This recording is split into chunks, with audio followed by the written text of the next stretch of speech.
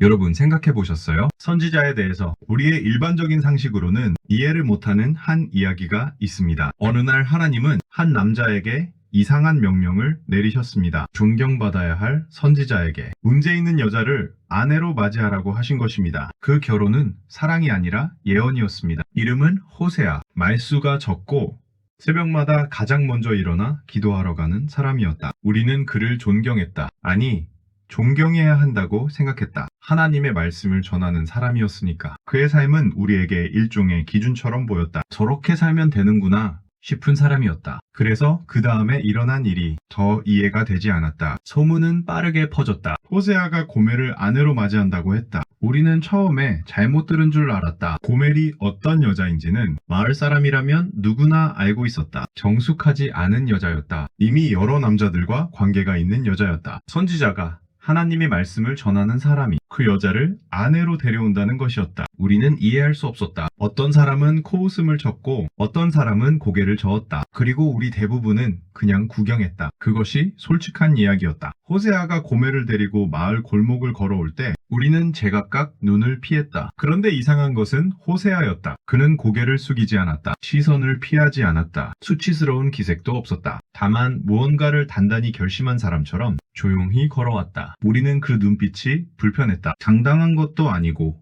체념한 것도 아닌 무언가를 알고 있는 사람의 눈빛이었기 때문이었다. 그때 우리는 몰랐다. 그가 이미 오래 기도한 사람이라는 것을, 그 선택이 그의 뜻이 아니었다는 것을. 한동안은 조용했다. 아이들이 태어났고 집에는 불빛이 들어왔다. 우리는 슬슬 잊기 시작했다. 어쩌면 괜찮은 가정이 되는 것처럼 보이기도 했다. 고멜도 달라진 것 같았다. 적어도 우리 눈에는 그렇게 보였다. 사람이 변할 수도 있지. 누군가는 그렇게 말했다. 우리는 고개를 끄덕였다. 그러면서도 마음 한쪽에서는 기다리고 있었다. 언젠가 터질 일이라고 생각하면서. 그리고 그 일이 터졌다. 고멜이 집을 나갔다. 아이들을 두고, 남편을 두고 다른 남자를 따라 떠났다. 마을 전체가 그 사실을 알았다. 이번엔 수군거리는 사람도 없었다. 모두 예상했다는 듯이 그냥 조용했다. 우리 중 누군가는 이렇게 생각했다. 그러니까 처음부터 그러지 말았어야지. 하나님의 선지자가 왜 그런 여자를 골랐냐고. 가업자득이라는 말도 나왔다. 우리는 그것이 틀린 말이 아니라고 생각했다. 호세아는 그 말들을 들었을 것이었다. 마을이 작았으니까.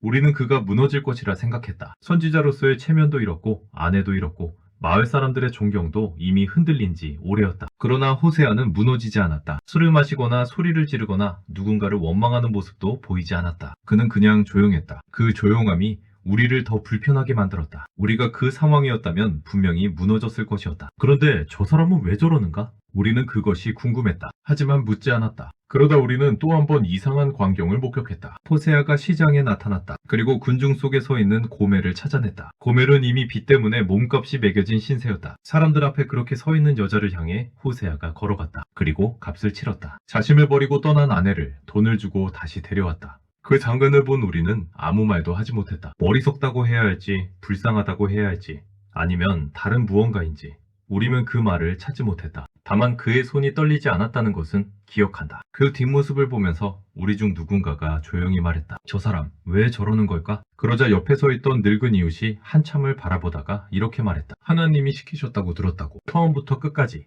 다. 우리는 그 말 앞에서 한동안 말이 없었다. 이해는 되지 않았다. 그런데 이상하게 반박도 되지 않았다. 하나님이 저 사람에게 이 삶을 살게 하셨다면 저 사람이 겪은 배신과 수치와 그래도 다시 찾아가는 그 걸음이 우리에게 무언가를 보여주려는 것이 아닐까 싶었다. 우리는 살면서 많이 떠난다. 버텨야 할 자리를 떠나고 지켜야 할 사람을 떠나고 돌아가야 할 곳을 외면한다. 우리가 고멜을 손가락질했지만 사실 우리도 그렇게 살았다. 그런데 호세아는 끝까지 찾아갔다. 이해할 수 없는 명령에 순종했고 수치를 짊어졌고 값을 치르고 다시 데려왔다. 우리는 그 삶이 무슨 의미인지 그때는 몰랐다. 다만 오랜 시간이 지나고 나서야 천천히 알게 되었다. 그것이 하나님의 마음이었다는 것을. 나는 끝까지 사랑한다. 긴 침묵. 호세아 11장 8절. 구독과 좋아요는 영상 제작에 도움이 됩니다. 힘껏 꾹 눌러주시면 은혜가 닷답을 임합니다.